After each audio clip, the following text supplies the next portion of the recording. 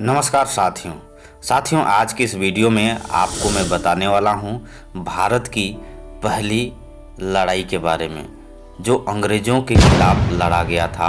और इस लड़ाई को लड़ने वाले अब झारखंड के गुमला जिले के वासुदेव कोना के रहने वाले दो वीर योद्धाओं ने लड़ा था, बख्तर शाह और मुंडल सिंह ने।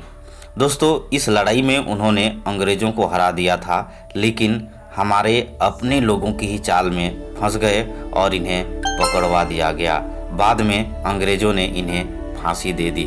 आज इन्हीं वीर योद्धाओं की वीर गाथा के बारे में जानेंगे, इन्होंने अंग्रेज़ों से क्यों लड़ाई लड़ी थी। सो दोस्तों, वीडियो को पूरा देखिएगा।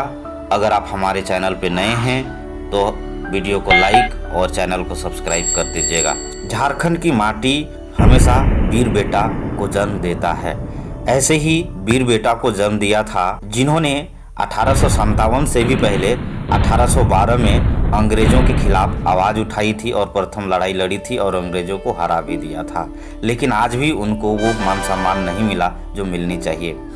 राष्ट्रवाद के अवशेष और स्मृतियां बिखरी हैं रायडी प्रखंड के वासुदेव कोना गांव में। यह एक ऐसा गांव है जहां से स्वाधीनता संग्राम की प्रथम लड़ाई लड़ी गई थी। शहीद बख्तर शाह और शहीद मुंडल सिंह के नेतृत्व में लड़ी गई लड़ाई ईस्ट इंडिया कंपनी और अंग्रेजी सेना को मिली प्रथम चुनौती थी। अंग्रेजी सेना को अपनी जान बचाने के लिए जगह तलाशनी पड़ी थी। युद्ध के मैदान में पराजित अंग्रेजी सेना वापस लौट जाने को विवश हो गए थे।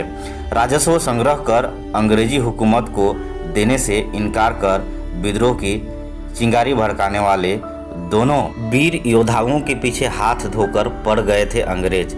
जान बचाने के लिए दोनों योद्धाओं को जंगल और पहाड़ की शरण लेनी पड़ी थी। अंत में जसपुर के महाराजा के चक्रजाल में फंस गए और दोनों को अंग्रेज ने बंदी बना लिया। दोनों को आज़ाद भारत में फांसी की सज़ा पाने वाले प्रथम अमर शहीद का गौरव प्राप्त हुआ। लेकिन आज भी इन वीर योद्धाओं को और इनके जाति के लोगों को भारत सरकार से मान सम्मान कभी नहीं दिया गया जिसके ये हकदार हैं। इनके जाति के लोग आज भी सामाजिक, आर्थिक और शैक्षणिक रूप से सबसे गरीब हैं और पीछे भी। अमर शहीद बख्तर शाह छोटा नागपुर प्रमंडल के नवागढ़ रियासत के जागीरदार थे। वे प्रजा पालक और धर्म परायण व्यक्ति थे। अंग्रेजी हुकूमत ने छोटा नागपुर के महाराजा हृदयनाथ शाहदेव से संधि किया था और 12,000 रुपये वार्षिक कर देना स्वीकार किया था। जागीरदार एवं रैयत उस समय मालगुजारी देने में असमर्थ थे। नवागढ़ के जागीरदार के पास भी हृदयनाथ शाहदेव कर वसूलने के लिए गुमस्ता हीरालाल को भेजा था, लेकिन जागीरदार बख्तर शाह ने कर देना स्वीकार नहीं किया। उनका कहना था कि रैयतों पर बोझ बढ़ाना उचित नहीं है। बख्तर शाह ने उत्तेजित होकर गुमस्ता का सिर काटकर छोटा नागपुर के महाराजा के पास भेजवा दिया था। महाराजा ने ईस्ट इंडिया कंपनी से शिकायत की थी।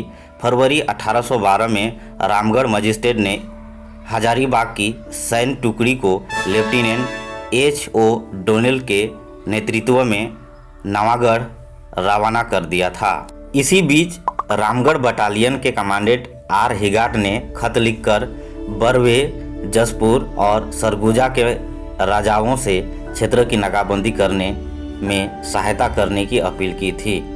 अंग्रेजी सेना ने जागीरदार बख्तर शाह के किला को घेर लिया था। इस बात की जानकारी पनारी रियासत के जागीरदार मुंडल सिंह को मिली। मुंडल सिंह बख्तर शाह की सहायता के लिए नवागढ़ पहुंच गए। दोनों ने पहाड़ के ऊपर मोर्चा बना लिया और पत्थर के टुकड़ों को सिहार लताएं की रस्सी से बांध दिया। जब डोनेल ने रातू के महाराजा के सरदार मुंडराम को सैनिकों के साथ पकड़ने के लिए आदेश दिया, तब मुंडराम सैनिकों के साथ ढालू पहाड़ी में चढ़ने लगे। बख्तर शाह के सैनिकों ने पत्थर से बंधे रस्सी को काटना आरंभ कर दिया, जिससे सैनिक लुढ़कने लगे। मुंडराम और उनके सैनिक पत्थरों से दबते चले गए और मरते गए। उनके खून की नदी बहने लगी। जहां खून की नदी बही थी उस स्थल को रक्तबांध की संज्ञा दी गई। अंग्रेजों के शेष सैनिकों को बख्तर शाह के नेतृत्व वाली सैनिक ने गोलियों से मार गिराया। बचे सैनिक डोनेल के नेतृत्व में वापस लौट गए। पराजित डोनेल ने रामगढ़ के बटालियन को छोटा नागपुर के पहाड़ी इलाके के अनुरूप सैन्य व्यवस्था फिर से गठित करने का आदेश दिया। कैप्टन ई सब सीज ने कमान अपने हाथ में ले लिया। 8 मार्च 1812 को कोलकाता से दानापुर कमांडिंग अफसर के पास सैनिक देने का आग्रह किया था। कैप्टन सीज सैनिकों को लेकर नवागढ़ पर अचानक धावा बोल दिया। बख्तर शाह और मुंडल सिंह अंग्रेजी सेना का लोहा लेते रहे। दोनों धीरे धीरे कमज़ोर पड़ने लगे थे और अपने किला से निकलकर कडरुकोना गुफा में रहने लगे। अंग्रेजों ने कूटनीति का सहारा लेते हुए उस झरना में गाय को काटकर खून बहा दिया था, जिससे पानी का रंग लाल हो गया था। जसपुर के राजा ने अंग्रेज से हाथ मिला लिया था और दोनों वीर योद्धाओं को गिरफ्तार करवा दिया था। 23 मार्च 1812 को यह गिरफ्तारी हुई और आनन फानन में 4 अप्रैल 1812 को दोनों को कोलकाता के फोर्ट विलियम के किला में फांसी की सजा दी गई। इस तरह आज़ादी की पहली चिंगारी बुझ गई।